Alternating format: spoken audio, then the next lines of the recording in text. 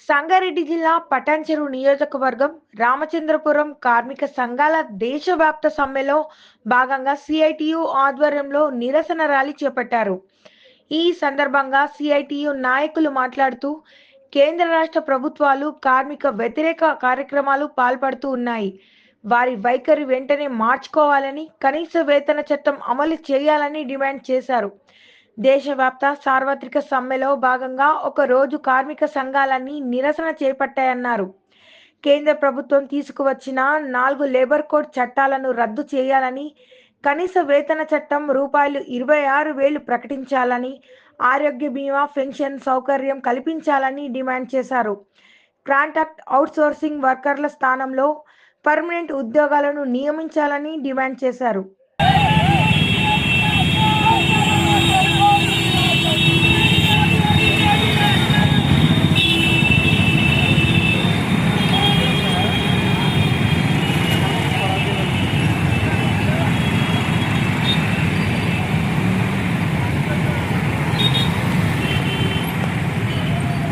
దేశవ్యాప్తంగా కార్మిక బంద్ నిర్వహించడం జరుగుతూ ఉన్నది. దేశంలో ఉన్నటువంటి అన్ని కార్మిక సంఘాలు, ఉద్యోగ సంఘాలు ఈ యొక్క కేంద్ర ప్రభుత్వ విధానాలకు వ్యతిరేకంగా 4 లేబర్ కోడ్లను వెంటనే రద్దు చేయాలని, కనీస వేతనం 26,000 ఇవ్వాలని, కాంట్రాక్ట్ అవుట్సోర్సింగ్ విధానాన్ని రద్దు చేసి పర్మనెంట్ వర్కర్ని పెట్టుకోవాలని చెప్పి పెద్ద ఎత్తున దేశవ్యాప్తంగా ఈ ధర్నాలు, ర్యాలీలు నిర్వహించడం జరుగుతుంది. ఈరోజు ఈఎస్ఐలో కూడా ఈ ర్యాలీ జరుగుతూ ఉన్నది. ఈఎస్ఐలో ప్రధానంగా ఈరోజు 4 నెలలుగా జీతాలు లేవు. 4 నెలలుగా జీతాలు లేవని అడిగితే అసలు కాంట్రాక్టు రినోలే కాలేదు, మీరు పని ఎట్లా చేస్తున్నారని చెప్పి ఈరోజు డైరెక్టర్ ఆఫీస్లో చెప్తున్నటువంటి పరిస్థితి ఉన్నది. కలెక్టర్ని కలిసాము, ఇక్కడ సూపరింటెండెంట్ కలిసినాము, ఎవరిని కలిసినా జీతాలు వస్తున్నటువంటి పరిస్థితి కూడా లేదు. కాబట్టి ఇక్కడ కూడా కార్మికులందరినీ పర్మనెంట్ చేయాలి, కాంట్రాక్ట్ విధానాన్ని రద్దు చేయాలని చెప్పి సిఐటిగా డిమాండ్ చేస్తూ ఉన్నాం. ఈ దేశవ్యాప్త సమ్మె సందర్భంగా ఈ కేంద్ర ప్రభుత్వం అయినా స్పందించి 4 లేబర్ కోడ్లను వెంటనే రద్దు చేసి గతంలో ఉన్న అనేక పోరాటాలు చేసి సాధించుకున్నటువంటి కార్మిక చట్టాలని కంటిన్యూగా అమలు చేయాలని చెప్పి ఈ సందర్భంగా డిమాండ్ చేస్తూ ఉన్నాం. పెట్టుబడిదారులకు అనుకూలంగా చేస్తున్నటువంటి విధానాలని కార్మిక వర్గం అందరూ కూడా ఈరోజు ముక్త కంఠంతో వ్యతిరేకిస్తున్నటువంటి పరిస్థితి ఉంది. కాబట్టి మోడీ సర్కార్ ఇప్పటికైనా బుద్ధి తెచ్చుకొని కార్మిక వర్గం కోసం ఎవరైతే ఓట్లు వేసిర్రో వాళ్ళ కోసం కాకుండా పెట్టుబడిదారుల కోసం పనిచేస్తున్నటువంటి విధానాన్ని వెనక్కి తీసుకోవాలని చెప్పి సిఐటిగా మేము డిమాండ్ చేస్తూ ఉన్నాం. లేదంటే రాబోయే కాలంలో కార్మిక వర్గాన్ని మరింత సంఘటితం చేసి పోరాటాలు చేస్తామని చెప్పి ఈ సందర్భంగా కేంద్ర ప్రభుత్వానికి హెచ్చరిక చేస్తూ ఉన్నాం. నా పేరు అనురాధ, నేను ఓటీ టెక్నీషియన్ని. ఇక్కడ మేము 14 సంవత్సరాల నుంచి పనిచేస్తున్నాము. కానీ ఏ రోజు ఇన్ని సంవత్సరాలలో ఎవ్రీ ఇయర్ ఫిబ్రవరి 2కి మనకు మార్చిలో కానీ రెండింగ్లో ఫైనాన్షియల్ రెండింగ్లో కాంట్రాక్ట్ రిన్యూవల్స్ అవుతాయి.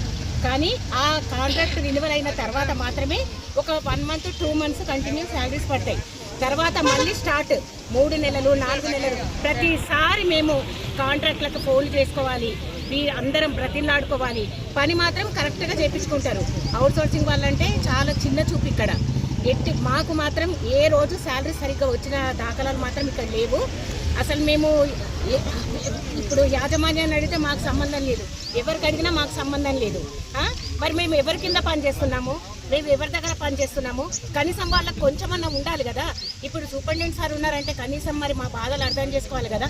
మేము ఈరోజు ఉన్నాం, ఈఎస్ఐలో వర్క్ చేస్తున్నామంటే ఆయనకు సంబంధించిన వ్యక్తుల మీద ఆయనకు మాత్రం నిమ్మకు నీరెత్తినట్టు కూర్చుంటున్నారు. ఏ యాజమాన్యం వచ్చినా ఏ సూపరింటెండెంట్ చాలా సార్లు వెళ్ళాము, సూపరింటెండెంట్ చాలా సార్లు వెళ్ళాము. ఫస్ట్ టైం వెళ్ళినప్పుడు అమ్మ మీ కాంట్రాక్ట్స్ రిన్యూవల్ కాలేదు, నేనే ఇప్పుడు 80 lakhs వరకు బడ్జెట్ మొత్తం తెప్పించి పెట్టినాను, నా మిస్టేక్ లేదని ఆయన చెప్పాడు. మళ్ళీ కాంట్రాక్టర్లకు ఫోన్ చేస్తే అమ్మ రిన్యూవల్ అయినట్టు మాకు ఏ లెటర్స్ రాంది, మిమ్మల్ని ఎట్లా తీసుకోవాలి, మేము మాకు కాంట్రాక్ట్ రిన్యూవల్ అయితేనే కదా మీకు శాలరీస్ వేసేది అని. లాస్ట్ 10 days బ్యాక్ ఇక్కడికి కాంట్రాక్టర్లు వచ్చారు. వస్తే ఎల్ఎస్టీ సార్ వాళ్ళందరినీ పిలిపించి లోపల కూర్చోబెట్టి మమ్మల్ని కూడా పిలిపించారు లోపలికి.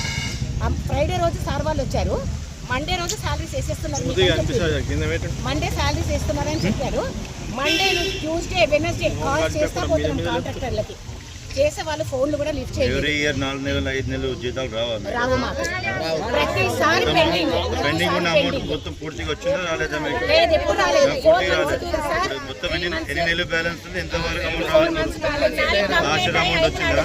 4 నెలలు బ్యాలెన్స్ సార్ అయినా కానీ అందులో నుంచి 1 month మాత్రమే ఇస్తామన్నారు. దానికి కూడా మేము ఒప్పుకున్నాం.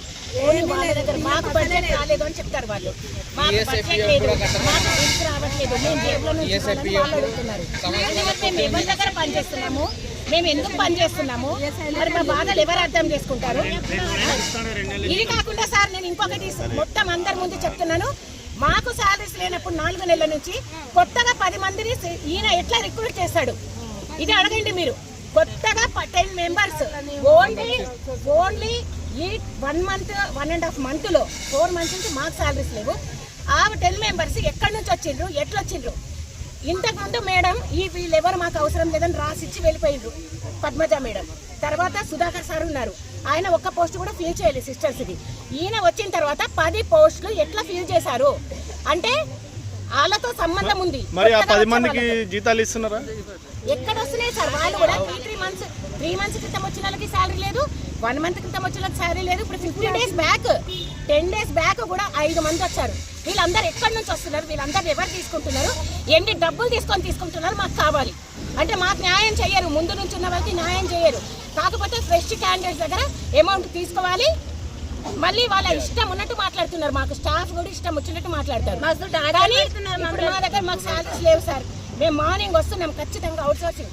ఒక పర్మనెంట్ ఎంప్లాయీ వాళ్ళు ఒక్క పని చెయ్యరు. వాళ్ళు ఒక్క పని చెయ్యరు. ఓన్లీ అవుట్ సోర్సింగ్ మాత్రమే. అక్కడ సిస్టర్స్ కానీ, ఆయమ్మలు కానీ, మేము టెక్నీషియన్స్ కానీ, ల్యాబ్లో కానీ, ఎక్స్రేలో కానీ, పీసీసీ ప్రతి చోట మేము మాత్రమే వర్క్ చేస్తాం. అంటే వాళ్ళు లక్షల జీతాలు తీసుకోవట్లేదా? వాళ్ళకు ఒక్క నెల లేటుగా వస్తే మొత్తం ఒక్క రోజు వాళ్ళు మొత్తం పరిశ్రమ అయిపోతారు. ఒక 2 days 3 days లేట్ అయినా వాళ్ళు ఊరుకోరు. మరి మేము 4 నెలల నుంచి ఇంత కష్టపడుతున్నాం కదా, మా గురించి మీకు కొంచెం కూడా సానుభూతి అన్నది లేదా? రండి చెయ్యండి, ఎట్లా పోతారు మీరు చూడబండి, రండి ఎట్లా మాట్లాడతారు వాళ్ళ మా గురించి? మా పరిస్థితి మీకంటే బాగుండేది కదా. ఒక్క రోజున మా పరిస్థితి మీరు ఫేస్ చేస్తే ఒక్క